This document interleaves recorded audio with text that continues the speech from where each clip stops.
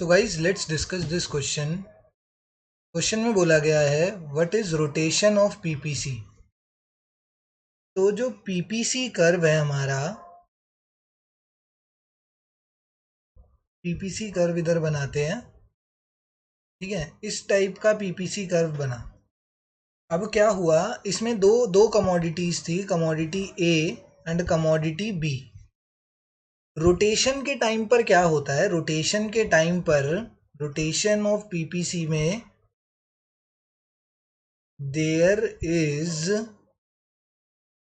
change in resources, there is change in resources or technology, there is change in resources or technology of any one product of the economy। एक तो सबसे पहली बात, जब हम PPC की बात करते हैं तो इस केस में क्या होता है, there is change in resources और technology of any one product of the economy. अब हम वो प्रोडक्ट जो है ना, अपने केस में अज्यूम करके चलते हैं कि वो प्रोडक्ट कौन सा है, वो बी है। तो अब बी के रिसोर्सेज में चेंज आया है, मतलब बी के रिसोर्सेज इंक्रीज हुए हैं, सिर्फ बी के। तो क्या होगा उससे, बी में पीपीसी कर्व जो होगा वो राइटवर्ड, मतलब रोटेट हो जाएगा rightward along the X axis, क्योंकि ये बी है।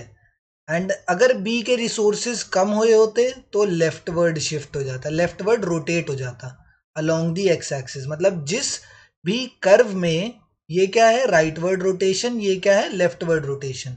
जिस भी एक प्रोडक्ट में चेंज आया है, रोटेशन में क्या होता है, सिर्फ एक सिंगल प्रोडक्ट में चेंज आता है, सिर्फ एक सिंगल प्रोडक्ट। अब वो ए भी हो सकता है, बी भी हो सकता है। तो जब अब मैंने क्या अज्यूम करा कि बी जो प्रोडक्ट है मेरा यहाँ पर, बी प्रोडक्ट, उसमें चेंज आया है, ठीक है।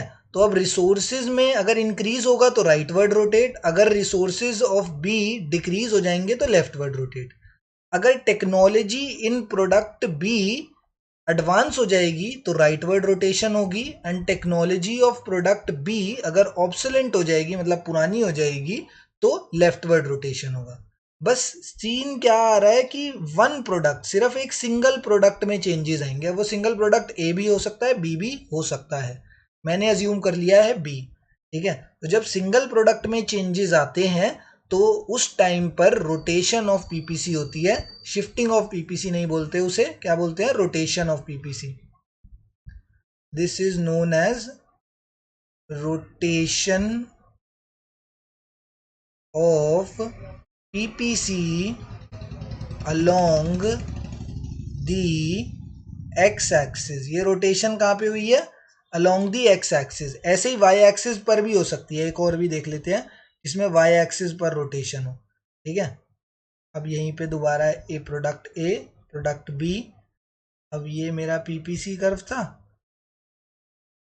अब क्या हुआ, ये हो गई लेफ्टवर्ड रोटेशन एंड इधर से ये हो गई राइटवर्ड रोटेशन। ये कौन सी हो गई, लेफ्टवर्ड रोटेशन, ये हो गई rightward rotation. And this is rotation, this is a rotation along the y axis, ठीक है।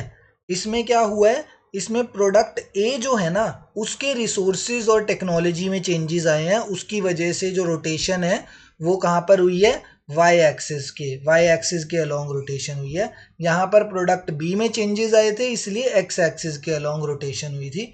तो वो प्रोडक्ट पर डिपेंड करता है, अगर वाई एक्सिस वाले प्रोडक्ट के में चेंजेस आए हैं तो रोटेशन अलोंग वाई एक्सिस होगा। एंड अगर एक्स एक्सिस वाले प्रोडक्ट में चेंजेस आए हैं, जैसे इधर किस में आए थे, एक्स एक्सिस वाले प्रोडक्ट में चेंजेस आए थे, तो rotation along the X axis हो जाएगा।